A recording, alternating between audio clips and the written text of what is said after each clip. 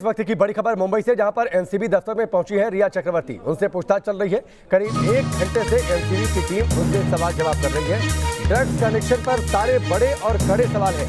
इससे पहले रिया के भाई शोविक चक्रवर्ती पहले से ही एनसीबी की कस्टडी में है। सुशांत का हाउस मैनेजर सैमुअल मिरांडा पहले से एनसीबी की कस्टडी में है। उन दोनों से पूछताछ कर चुकी है एनसीबी की टीम और आज एक बार फिर से पूछताछ चल रही है। तीनों से एक साथ भी पूछताछ की जा सकती है, आमने सामने बिठाकर, ताकि जो बयान इन तीनों की ओर से आ रहे हैं उससे क्रॉस चेक किया जा सके और सच्चाई सामने आ सके। समन के बाद एनसीबी दफ्तर पहुंची रिया चक्रवर्ती। आज सुबह एनसीबी की टीम खुद पहुंची थी रिया चक्रवर्ती के घर पर।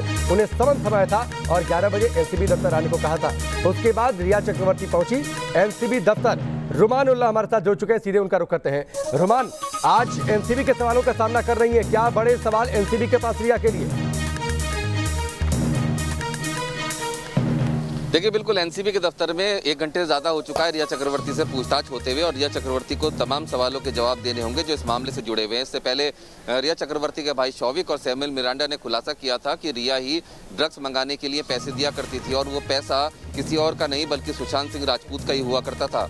इस पूरे ड्रग्स सप्लाई की चेन में रिया सबसे ऊपर है और जो मुकदमा दर्ज हुआ है इन तमाम लोगों के खिलाफ, जो सबूत और जो मामला शोविक या फिर और दूसरे लोगों के खिलाफ दर्ज हुआ है, उसी मामले में रिया भी आरोपी है। सीधे तौर पर एनसीबी के दफ्तर में इस केस में जो भी आया पूछताछ के लिए वो गिरफ्तारी हुआ है। इसलिए माना जा रहा है कि रिया चक्रवर्ती की गिरफ्तारी इस पूरे मामले में तय है, क्योंकि रिया चक्रवर्ती और शोविक और सैमुअल मिरांडा के बीच दीपेश सावंत एक कड़ी था जिसको रात गिरफ्तार कर लिया था, जिसके बाद ये जानकारी थी कि रिया को सुबह ही समन दिया जाएगा और उसको बुलाया जाएगा, और ऐसा ही हुआ। रिया चक्रवर्ती अब एनसीबी के सवालों का सामना कर रही है। रोमान, रिया और सैमुअल मिरांडा पहले से एनसीबी की कस्टडी में है।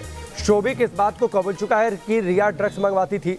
कुछ व्हाट्सएप चैट पहले से सामने आई थी, तो जाहिर सी बात है, क्या मान ले कि जो आज सवालों की फहरिस्त है वो इन्हीं फैक्ट्स के इर्द गिर्द है?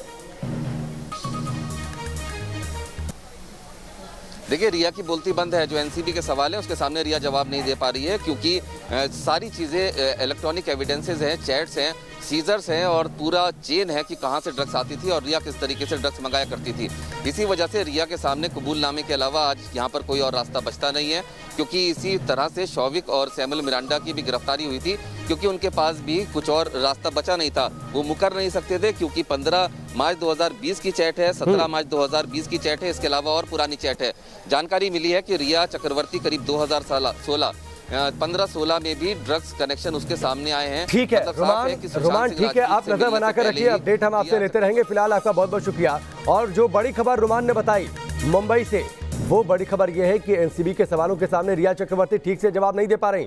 रिया की बोलती बंद है एनसीबी के सवालों की फहरिस्त के आगे। और इससे पहले जो बड़ी खबर यह है कि एनसीबी में पेशी से पहले रिया ने इमोशनल कार्ड दिया था।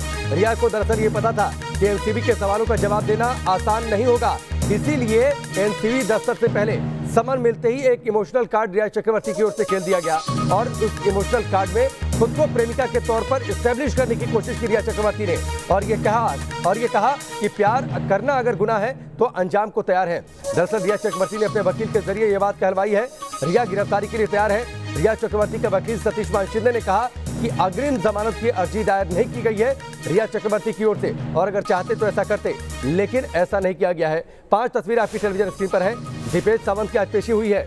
कल गिरफ्तार कर लिया था दीपेश सावंत को भी एनसीबी की टीम ने।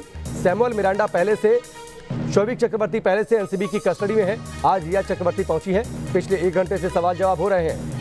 शोविक चक्रवर्ती और सैमुअल मिरांडा के साथ बिठाकर भी सवाल जवाब किए जा सकते हैं, लेकिन जो बड़ी खबर जानकारी मिल रही है वो ये है कि रिया चक्रवर्ती ठीक से जवाब नहीं दे पा रही एनसीबी के सवालों का।